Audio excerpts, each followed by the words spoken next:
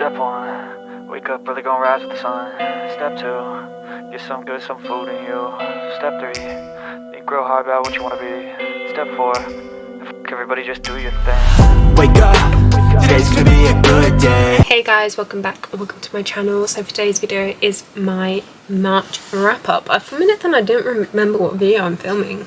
So yeah, I've got the first 3 books that I finished to talk through with you guys because I just haven't done it yet, and then we will hopefully get back into the swing of things how we normally do it, because last month's wrap up just did not. It was a slumpy month. We're moving on. This month's gonna be better, so let's do it.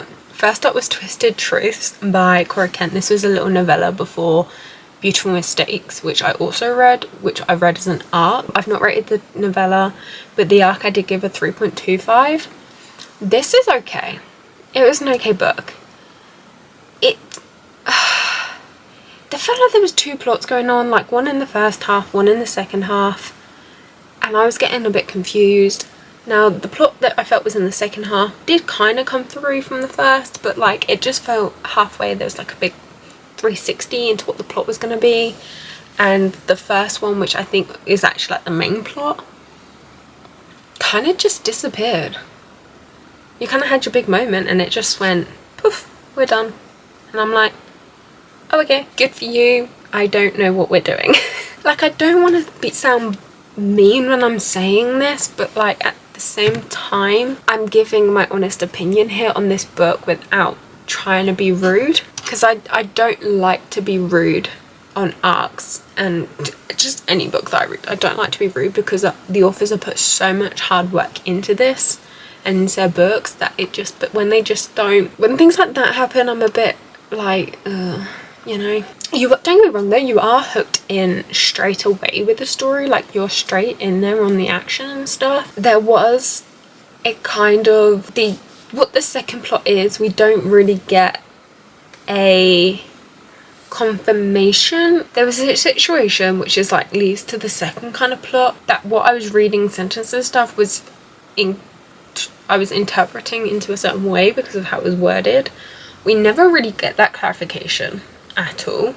All we know is that this person is obsessed with our female main character, and that's like kind of it in a sense. I did enjoy the characters. The characters do balance each other out very, very nicely, and Lucrezia is a really female empowered woman. Like, she is so strong, especially with what she's been through, and like watching like how far she comes from the beginning to the end of the book is really interesting to see. Raiden is very protective of Lucrezia. He's very protective of her, but he does also know when to step back and let her take the reins. Like, he doesn't become overly protective to the point where he doesn't let her represent herself and do things. So, you know, there is some balance and stuff to it. But yeah, like it was enjoyable, it was okay. It's just not like my favourite. I then did listen to Beneath This Mask by Megan March, which I give a 3.75.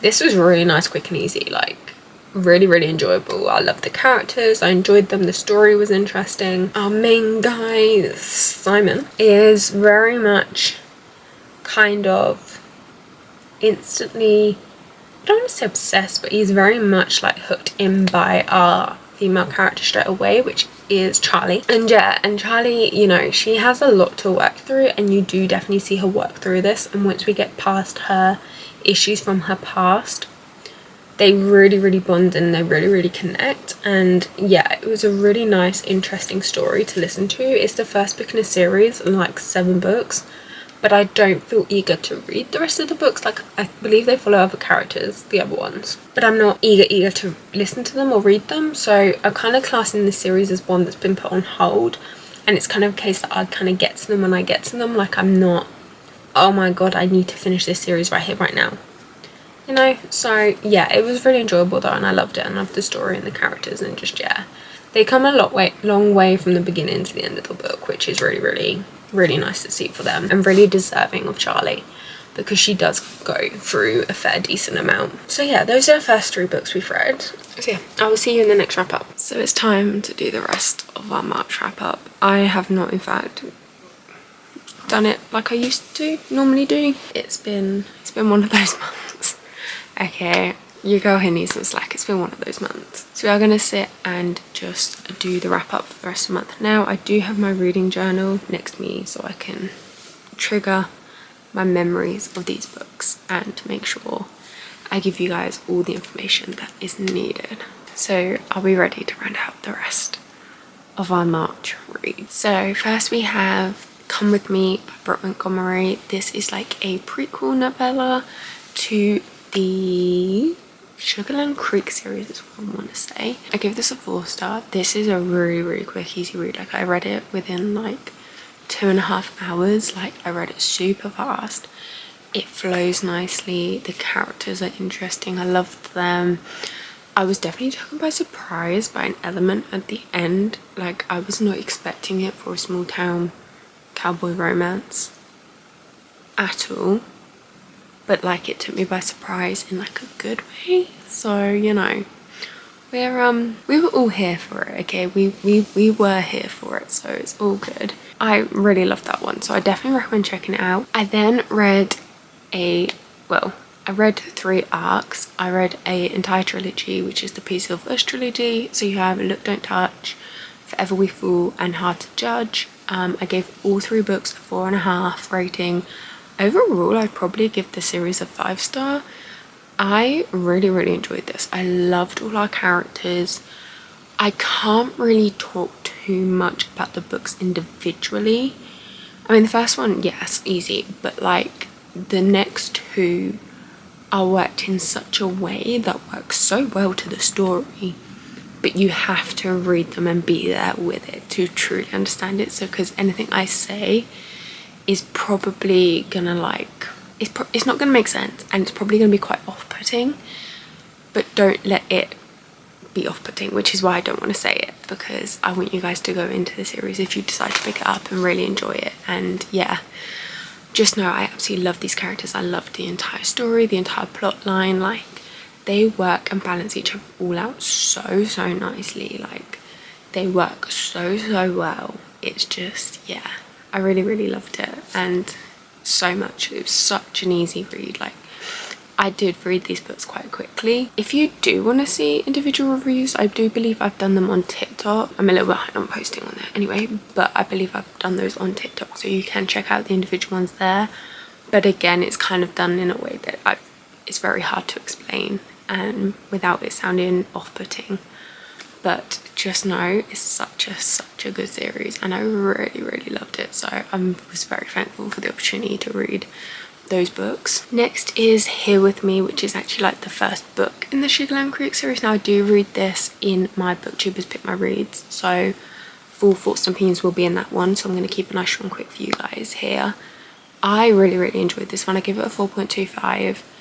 It flowed really nicely. I really enjoyed the characters. They're so lovable. Like they balance each other out so well. It works so good. There was a element and situation that I personally felt within the moment was resolved quickly, but there is work done after. But like the in the moment of the situation felt like it was kind of resolved fairly quickly. And I do love the random plot points that this author puts in to the series. It's so interesting. Like I said, you can check out my thoughts in a bit more detail in that video. I really enjoyed it. 4.25. Next I read another arc. It was Betting on Blade by Sophia Nix. This is the second book in the St. James series. I give this a 3.5. Yes, I did double check. I give this a 3.5. I really enjoyed this one. Like these are really short. They are novellas, but like I could see the potential for a full novel with these stories. And the characters, I would have loved to have dig a lot deeper, because these characters definitely in this one had a lot of history, which is very detrimental to who they are. So I would have loved to been able to explore that. Blake is a very supportive person of Cohen, even though Cohen's like a complete stranger. But he is so supportive of him, and he is very aware, and he is acknowledging how his thoughts and feelings are changing, and of Cohen as well. He's very aware of him, even though it's unnatural for him. I'm trying not to give spoilers, can you tell? It's a really interesting read, and I did really enjoy it. And again, it's a really quick and easy. I then did Leather and Luck by Brainy Weaver, which I gave a 4.25. This book also features in the booktubers pick my read video, so again, full force will be over there, but I really loved and enjoyed this one. I really enjoyed exploring these characters in their more depth, and their story and how they originally met, because we don't know that from the Butcher and Blackbird. We kind of just see their animosity, I think is the word I'm looking for. We're gonna stick with it. We're gonna go with it towards each other. So being able to explore the background to it, the why it happened, and that little bit of history they had before we kind of officially met them. So yeah, that was really interesting. And the other little added elements, the ending, okay, I set up nicely for the last book, but I'm not okay with it. That's all I'm saying. You need to read it to find out what I mean. Next, I read The Crimson Moth by Kristen Cicerelli, which again featured in that video from Full Force and Opinions. I gave this a 3.5. I know, I'm sorry. This one, I thought I was gonna absolutely love this book. It seemed like such up my street kind of read, but I just couldn't vibe with it. I couldn't vibe with it. I will still check out Rebel Witch, I will. I've actually had the physical books next to me for some of these reads, and I haven't picked them up. Crimson Moth. The physical books have just been sat next to me. The only other one you missed was Leather and Luck, but yeah, I just realised. Oh my god, can you guys tell it's the end of March and I'm just not with it? It's been one of those months. But yeah, Crimson Moth. I will still check out the other one, but I just couldn't, and I couldn't really truly connect with the characters. Like, they were likeable once we were able to explore more into them, but I can't say that I had that full connection with them. But yeah, like, it's interesting, but just something about it didn't hit right with me, so. But it's okay. It's okay. Not every book is for everyone. I do feel a little bit disappointed that it didn't hit right for me, but I then read Bring Me Your Midnight by Rachel Griffin, which again features in the booktubes but my read video. This is the last one for that video. I gave it a 3.5. Again, forgetting 3.5. This is such a quick, easy read. Like, I flew through this book. It flows quite nicely. I enjoyed the characters and how well they work together. They do kind of have this balance to them. The plot in itself is interesting, but it felt a little bit surface level to me. I definitely personally feel like a lot more depth could have gone into it, and we could have really truly explored the history behind the characters and where they are at. So yeah, it just felt a little bit surface level to me. Like, I feel like there could have been a lot more depth to it. It is a YA fantasy, so naturally to me, I don't expect a lot of depth to a YA book. That's kind of just me, but this one could have definitely have done with a little bit more based on the story and the characters and what the plot is to the book. And I don't know how to describe the ending. The ending felt rushed but dragged out at the same time. That's the only way I can describe it. Makes no sense, but we're going with it, really. Next, I read Her Nemesis Until 5 PM by Eve Pendle. I gave this a 3.75. I really enjoyed this. It's a really short, quick, easy read. It's like 106 pages, I want to say. This, I believe, is like a prequel novella to a series, I think, if I remember correctly. I could be wrong, but we're going with it. But yeah, I really enjoyed it. I did enjoy the characters. There is a bit of insta love in there, but it was done well that it didn't feel weird and creepy. Obviously taking into the fact that it's a short book, so naturally things are going to move quite fast. But yeah, there was also a fair few time jumps in there, which was a bit like, well, okay, like I would have loved for that to have been slowed down a little bit so we could explore the in-between of those. So naturally that would have kind of extended the book out and kind of put it towards as a full novel, but I would have really enjoyed that. But otherwise, yeah, it worked really well, and the plot worked well and the characters worked well, and yeah, I did enjoy it. It was another nice quick read. Can you see that was the theme of the month, is trying to get as many quick reads in? But hey. Next, I read an arc of The Other Side by C. Herbert. which I gave a 3 to. This one unfortunately just wasn't for me. I actually struggled with this one, and I've struggled with writing my review for this one, so I don't really have much I can say to you guys, because still to this day I just can't formulate a review and my thoughts and feelings on this book. I struggled with connecting to these characters. They did have like some layers to them, but it just, I don't know, there was just something about them that I couldn't connect to. But yeah, I struggled with this book. I can't formulate my review and my thoughts and feelings to this book, so that's where we're gonna leave it with that one. Next is Love Her or Lose Her by Tessa Bailey. Now this will feature in my Yellow Books vlog, which actually isn't out yet as you guys see this one, so stay tuned for that for full thoughts and opinions. It's so much easier for me to direct you guys to those videos because you get my in live reaction to them and my thoughts and feelings there, and then trying to relay that to you guys now, not it, because yeah, my brain is not with it right now, so I'm trying to give you guys as best as I can. I gave this one a 4 star. It gave me such nostalgic vibes to that Bellinger sisters duet. Obviously it's not the same at all, but just like the vibes from it like just gave me some nostalgic feelings, and I loved that duet. So yeah, it just nostalgic vibes. Their story is such a wholesome one, and getting to explore their history, because for these characters, they are already a married couple, so they already have that backstory, they already have that history. We are exploring the troubles that they then go through and how they've kind of drifted apart. And yeah, I really did enjoy that one. Next up, I read The Match by Sarah Adams, which I also gave a 4 star to. This also features in my Yellow Books video if you want full thoughts and opinions there. I loved it. There are some really heavy topics in there. This has really great representation for epilepsy and the disability in itself. There is no on-page seizures.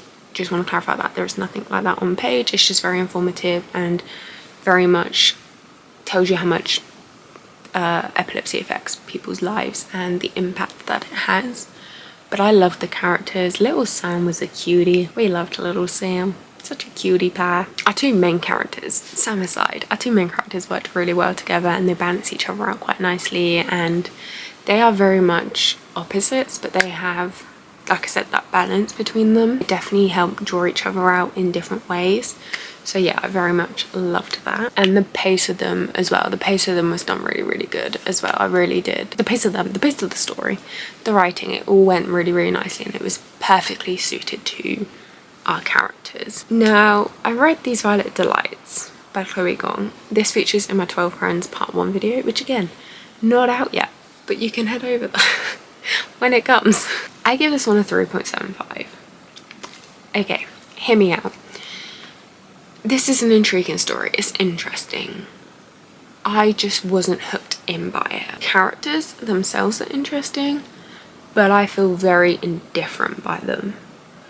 My thoughts and feelings on this book are very conflicting. Like, the story is interesting, but I wasn't hooked in.